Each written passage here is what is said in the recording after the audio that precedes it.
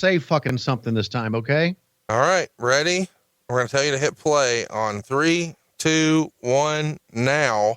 I thought Hogan, and I think right here, take a look at Hollywood Hogan coming into the ring.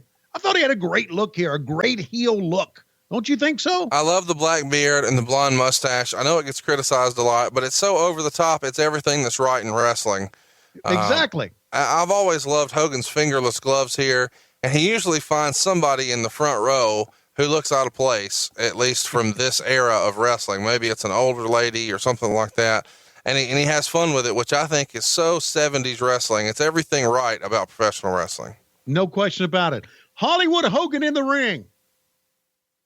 And now we take a look back at one of the angles. Oh, where he hit his own blood, Horace, in the head and gave him 11 stitches in the head. In the head. What the hell were we thinking about back then? How much of a waste is the black and white NWO right here? When you get a wide shot there and you see Stevie Ray and Virgil and Scott Norton and Horace and its position. I mean, this is not even B crew. This is C crew of the NWO. No disrespect to those guys individually. They all had great careers at one point, but it feels like when you're starting with Hall, Nash, and Hogan, things you don't need to be in the ring with those guys, do you? No, you don't. Tony, no. How would you describe fuck money? Buck money? Fuck money. Fuck money? Yeah. I would never say fuck money. What about meat sauce? Where are you on meat sauce?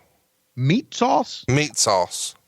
Jesus, what the fuck are we talking about here? Virgil is all about that meat sauce and that fuck money.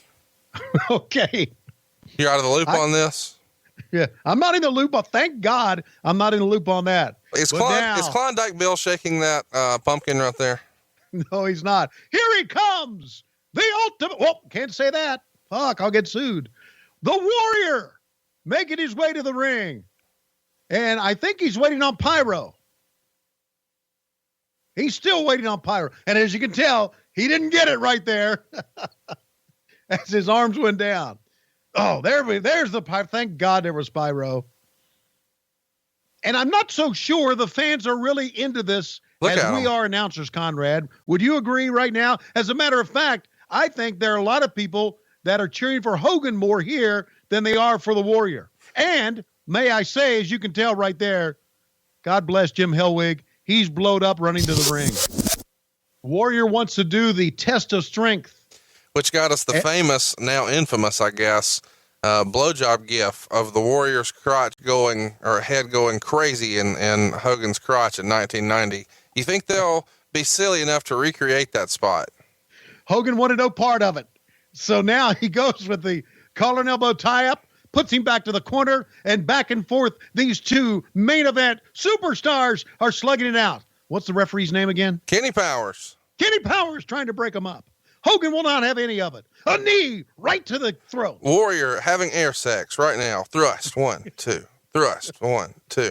He's doing 7-minute abs here. Oh, the dreaded finger lock. Oh, now he'll do it, right? He's got a now claw. That no good son of a bitch will do it once he gets him down. Yes, sir. Great strategy here by Hogan. Uh-oh. Uh-oh, face in the crotch. Face in the crotch. Oh, thank God they broke that one. I was getting excited about it there for a minute. Now that we know more about Hulk Hogan, do you think part of the strategy here was to sort of headbutt the Warrior with his thermos here?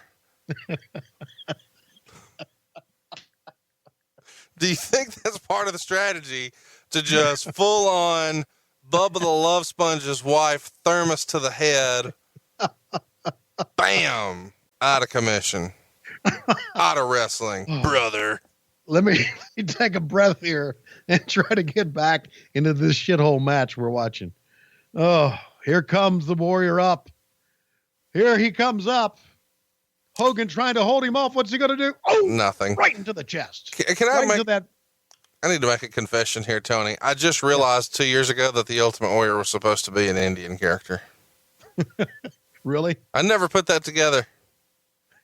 Well, you can tell by the tassels. There was something about him, okay?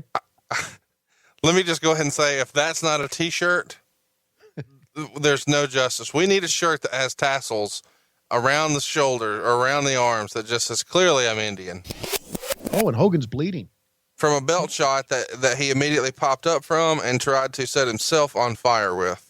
Oh, Jesus. And Christ. there's your 19th ding dong shot. Yeah. That was one of the things I took away from this show was the ding dong shots. Great, tremendous clothesline. Hogan's going to drop the big leg. When Reach for God, it's going to end. When that ding dong shot happened, I have to assume the Warrior went. And there's Horace Hogan, who has been irrelevant in all of wrestling history, but now suddenly is a big piece of the match. When the centerpiece of Hulk Hogan Ultimate Warrior Part 2 is Horace Hogan, tells you what you need to know. Oh, look, but the Warrior's coming back, Conrad. He's a maniac. Drive it in place. And down goes Hogan. Down goes Hogan. Down goes Hogan. Stop me. I'm stuck. Down goes Hogan. No, you're on your own. We're all stuck in this hell of a match. There's Eric Bischoff. Get out of here, Kenny Powers. We got to do something. I wish he could headlock us so we wouldn't have to finish watching the match. Here comes Horace. Oh, he hit the Warrior in the back. With a spray painted chair. 1, 2, thank fucking God. Oh, Lord. You know what, though? The best part of the match hasn't even happened yet. So let's be clear here. On the most recent Nitro, Hogan hit this guy in the head. He picked up that jacket at the nearest Harley Davidson outlet on the way to the show tonight. Right. Put 11 stitches in his head that we're going to see here in a minute. Yeah. And now, Kenny Powers is getting the business right over the top. Kenny's out of here. He's eastbound and down. Okay.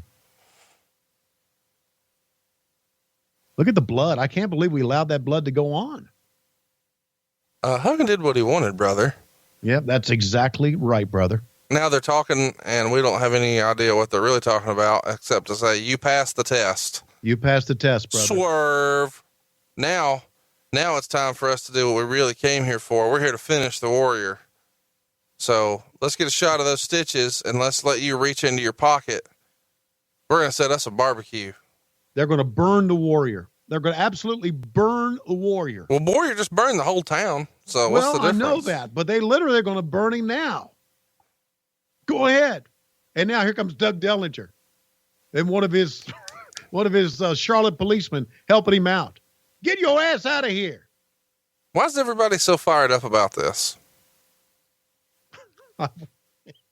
Everybody wanted this to be a hot match, have a hot finish. I know they wanted to be a hot match, but we burned the town down, basically what we did. I want to burn my fucking eyes out. I don't want to, I need my life back. I had to watch this twice this week. This has got to be a rib.